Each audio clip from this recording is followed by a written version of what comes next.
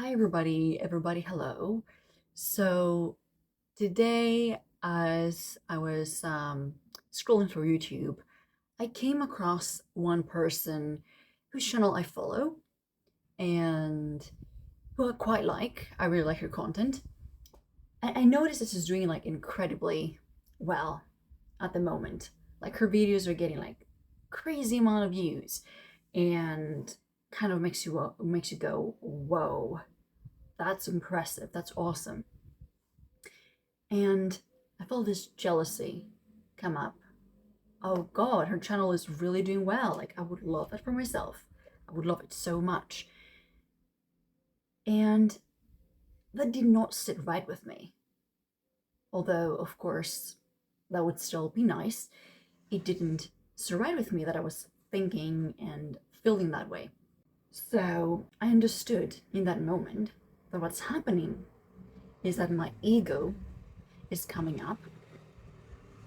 My ego is coming up and it's telling me that it desires this thing, that it desires for my channel to grow and for me to somehow, you know, be more popular on YouTube, right? So that's what I thought my ego desires in that moment. I realized that it's just the ego that really desires that and not my soul. If you even believe in the concept of a soul, I don't want to define that right now, but let's just say that it's a combination of all your innermost desires, of all your feelings, just your internal experience, and what would really genuinely fulfill you. Okay? And so I recognized again that it's not me, my soul, okay?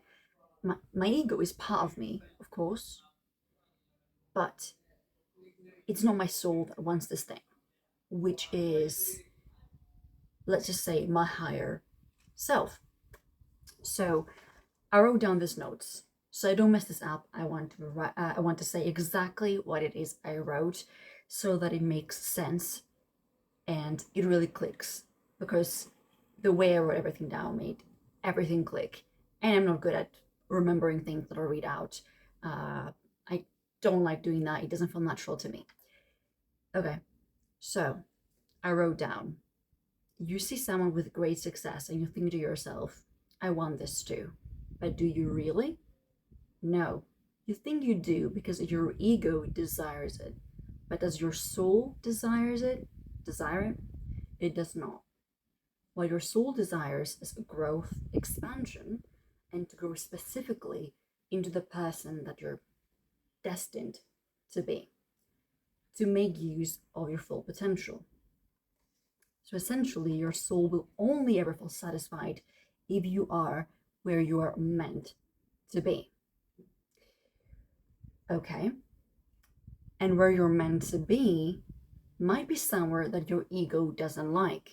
Okay? For example, you might not end up becoming popular, which would satisfy the ego, but it will be somewhere that will lead to more happiness, self fulfillment, universal expansion, and the highest good. So, helping people in a way that only you can, okay? In a way that is really needed in this world, with your own unique gifts, with your own unique perceptions, and what you uniquely have to offer the world. And you choose where you want to be. You choose whether you want to lead yourself to a place that would satisfy the ego or to a place that will satisfy your soul. And there's quite a lot to unpack here. For example, the idea of destiny or being where you're meant to be. The first thing that you might have thought hearing this is that you don't believe in destiny. You don't believe that certain things are meant to happen a certain way. So let me define the way that I think about it, which you might feel more okay with. Not like we necessarily need to agree on this or on anything, but the way I think about it is that because we have certain unique gifts, right? We have certain unique interests, certain unique curiosities as people. Everyone does. I am different to you, right? You are different to everyone you know. You're completely unique in your own way. Not special, okay? Not one person's not better or worse. God damn, so many cars. One person is not special. They're not better, they're not worse, they're not anything. And just this idea of specialness can be very, very harmful, I think. So, being where you're meant to be, for me, means that you have followed your true desires. You have followed who you really are. Let's close that window. Whoa. Oops. You have followed who you are. Okay, you have followed your true desires. You are moving in the direction of what your soul wants, of what you really truly want, of what really fulfills you emotionally on such a deep level that it cannot be replaced by anything. It can't be replaced by you having more money in your bank account or by you getting fame or anything like that, right? And that's why you can lead yourself to do different places, okay? If you try to force yourself into a specific situation that will give you more fame, that will give you more money, or whatever it is you want, that would again satisfy the ego more, right?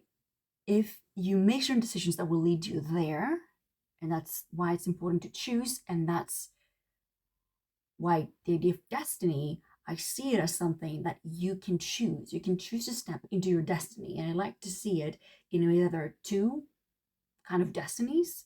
There's a destiny that you're going to inevitably move towards if you don't follow what you naturally want to do and your natural real desires in this life.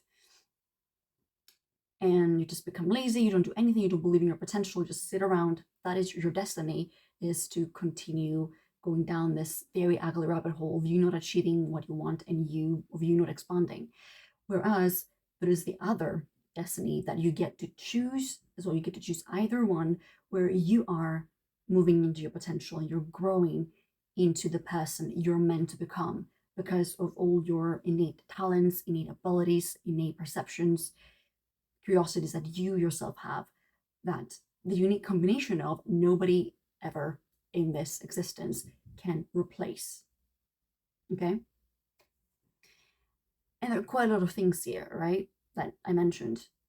So there's also that I said basically that you might get to a point if you follow, the latter destiny. Okay. So you decide to actually move into the person you're meant to become. Okay. You've chosen that consciously, then you're going to get to a place that will lead to more happiness, self-fulfillment, universal expansion. And when I say here universal expansion, I mean that exactly because you have such unique gifts, and that will lead to the highest good. You utilizing your unique gifts means you're going to give what you only uniquely have. Okay? Right? Because again, you are a unique person, a special person, but you're a unique person. You're a unique individual. Okay? So you are going to help the world grow, right? You're going to help people around you grow by giving and using your unique gifts, and that is going to lead to the betterment of everyone and everything in existence. Okay? Maybe something you're going to do something in your field, for example, that is going to really help the field move forward, or maybe you're going to do something in your relationships that is going to make the relationship develop and grow. Okay?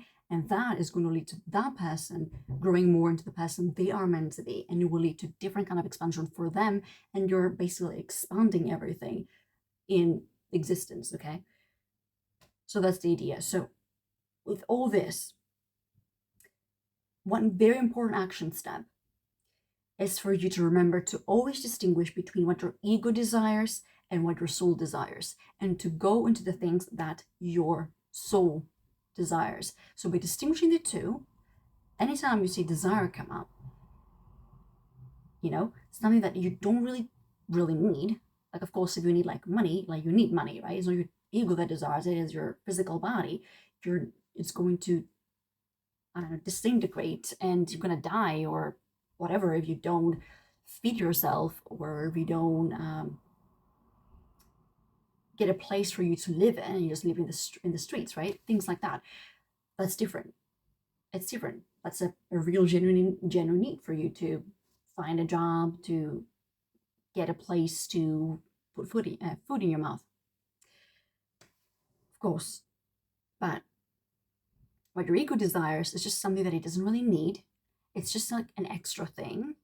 It's like me, for example, just wanting to be, I don't know, like they're pretty and saying like I need to get plastic surgery or something like that. That's what would satisfy the ego. It wouldn't help me in any way in my life.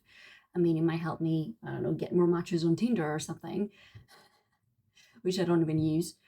That's just an example, right? It might help with that, but it's not really going to help me expand. All right, it will be something fake, first of all, that I won't really need. It will be like an accessory, okay, that doesn't really add to my life, that doesn't lead to expansion, that doesn't lead to growth. Okay, so learn to distinguish between the two. That is so important. Every time you feel a desire come up, learn to distinguish between the two, so you know whether what you're doing is worth doing or if it's just something that will lead to a place where you just want more and you're not satisfied because you're not where your soul craves to be. So all these things that I said, what do they mean in principle? Because theory is theory, okay? Action is different. Okay, so in principle, this means following and doing what you feel compelled to do. So what you're called to do, so that to learn to do that, you need to learn to listen to your intuition. You need to learn to listen to your interest. For example, not going to jobs that you hate, right? Not being in relationships that don't bring the best out of you or whatever. Okay, so following and doing what you feel compelled to do rather than what would satisfy your ego. Okay? Then analyzing what you truly desire and what need it would satisfy within you. Okay? Kind of goes back to what I said about distinguishing between whether your ego wants it or your soul wants it. So what if your soul gets this? If you get this, how exactly are you going to feel more satisfied? Are you going to be more happy? Are you going to feel like you're moving towards your potential? What is it that is going to happen when you attain your desire? And then allowing yourself to go wherever it makes sense. So allowing your intuition to lead you to the places you need to go. Okay? So don't try to control the outcome and get to where you feel would satisfy you. But if you just follow what you actually desire, what your intuition tells you, this is the right thing, okay, what your gut tells you is the right thing, you will naturally arrive to the destination that you're meant to arrive to. And you'll only ever feel satisfied if you follow the right path. Okay? You will truly feel wonderful. You will feel like things are happening the way they're meant to happen, they're supposed to happen. Okay? And the right path is not the path of the ego, but the path of the soul. I really like that. I wrote that. That was interesting. So there's that. Okay? Learning to desire to distinguish between the egoic and the soul desire, as I like to think about it, is going to lead you to the right places at the right time, and it will help you expand and lead to universal expansion, not just your expansion, because you don't matter, you're just a bleep in the universe, right? It's going to lead to the expansion of everything in existence. And isn't that what matters above all? I think it is. Anyway, I hope you liked this video. If you did, give it a thumbs up, and I'll see you in the next one. Bye bye.